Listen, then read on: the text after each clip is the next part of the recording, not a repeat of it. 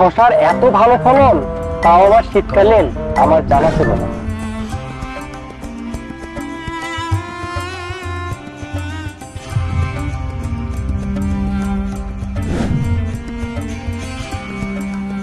হ্যাঁ দর্শক, আমি আজকে অবস্থান করছি বঙ্গচাষী রিসার্চ ফার্মে। আর আমার সামনে যে জাতটি দেখতে পাচ্ছেন, এটা হচ্ছে বঙ্গসিসের 60+ জাতের একটি শশা। এটি একটি শীতকালীন হাইব্রিড শশার জাত।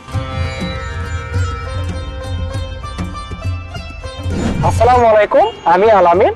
আজকে আমি কথা বলবো বঙ্গসিসের হাইব্রিড শশা 60+ নিয়ে। 60+ হাইব্রিড শশা বাজারজাত করছে বঙ্গসিড।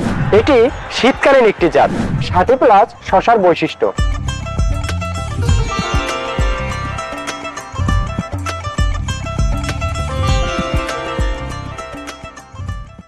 প্রথমে আসি বপনকাল।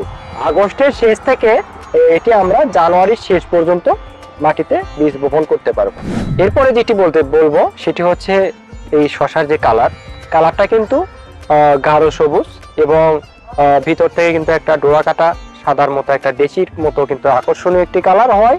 বাজারে কিন্তু ব্যাপক চাহিদা এটার। তো দর্শক, 60+ জাতের শশার যে গড় যে অ্যাভারেজ যে ফলন হয়ে থাকে একটা গাছ থেকে 4.5 থেকে 5 কেজি পর্যন্ত, তাহলে আমরা কতটুকু ফলন পাবো 1 বিঘা জমি থেকে?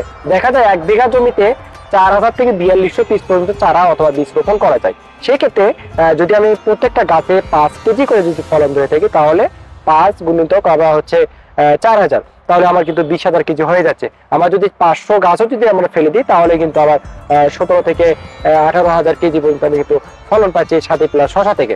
60+ শশাটি রোগবালাই সহনশীল একটি জাত, কারণ এই জাতটি তীব্র শীতেও গাছ কিন্তু ভাইরাস এবং ছত্রাকের আক্রমণ কিন্তু অনেক কম হয়ে থাকে অন্যান্য জাতের তুলনায়।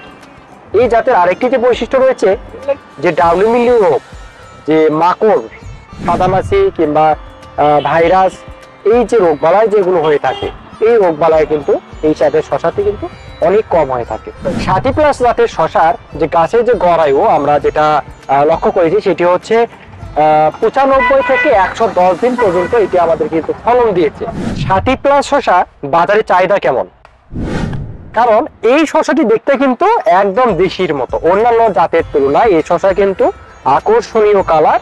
আমাদের যে লক্ষ্য করি, এখানে কিন্তু মাঝ বরাবর কিন্তু ডোরাকাটা একটু লাইট কালার রয়েছে এবং দেখতে কিন্তু একদম দেশির মতো। যখন জালি চলে আসে তখন কিন্তু একটা কাঁটা চলে আসে। এই যে কাঁটাগুলো দেখতে পাচ্ছেন, একদম মানে কচি অবস্থায় রয়েছে।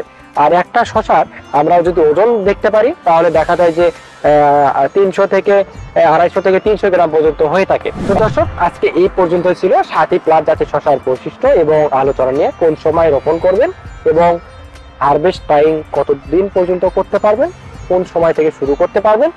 তো নেক্সটে 60+ জাতের শশা আমরা উদ্যোক্তাদের মাঠে গিয়ে আমরা আপনাকে ভিডিও ডকুমেন্টারির মাধ্যমে আমরা উপস্থাপনা করব। ভালো থাকবেন, সুস্থ থাকবেন। আজকে এই পর্যন্তই। নতুন একটা ভিডিও নিয়ে আপনাদের সঙ্গে আমি আলামিন হাজির হব। আসসালামু আলাইকুম।